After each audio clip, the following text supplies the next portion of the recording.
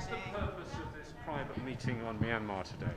Well, look, it's 6 months now since the brutal seizure of power by the Tatmadaw, so it's in a way, not a good day in the sense that we find ourselves still with a critical situation on the ground.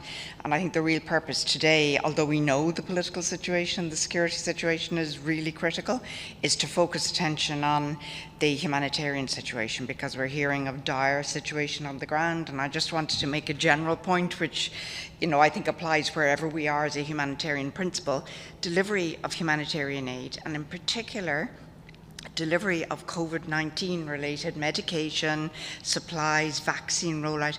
That's a non-political act. There should be no political interference with that. And we are hearing that the people on the ground who need this are not getting help.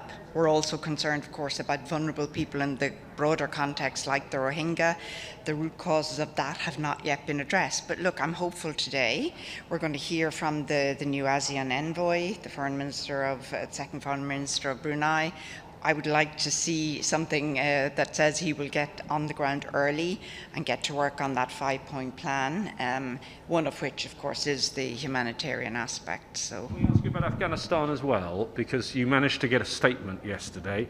You're calling for an inclusive government, and the Taliban are sort of suggesting maybe there'll be an inclusive government, and the Pakistan ambassador told me that he believes the Taliban are signalling they want an inclusive government. Do you see a window of opportunity right now?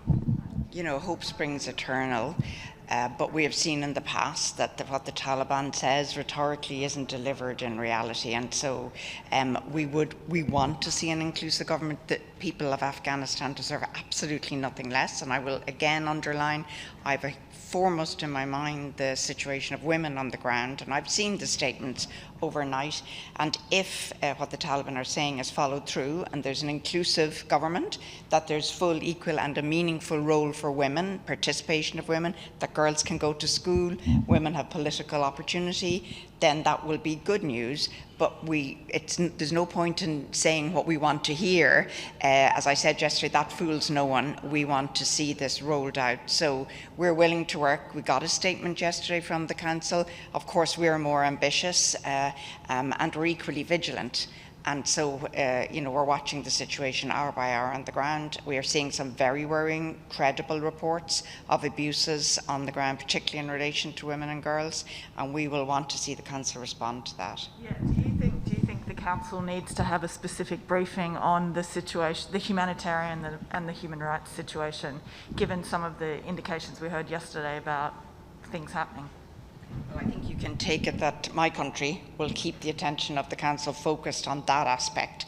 There are worrying scenes, chaotic scenes, as we've seen in recent days in Kabul, but now the Taliban controls what we understand to be the main part of Afghanistan, the whole country, and so these worrying reports will be followed up. We will keep watching, and we will keep insisting that human rights and humanitarian law, international humanitarian law, is respected.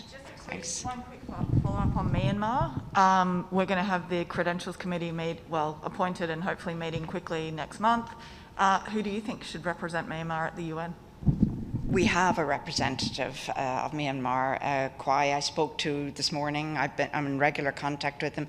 We believe the legitimate government, including those to whom we have no access now, and Aung San Suu Kyi and her legitimately elected colleagues, are the representatives, and we will continue to recognise them as such. Who represents Afghanistan? Well, I'll meet the ambassador of Afghanistan this afternoon for a discussion. But he doesn't have a government anymore.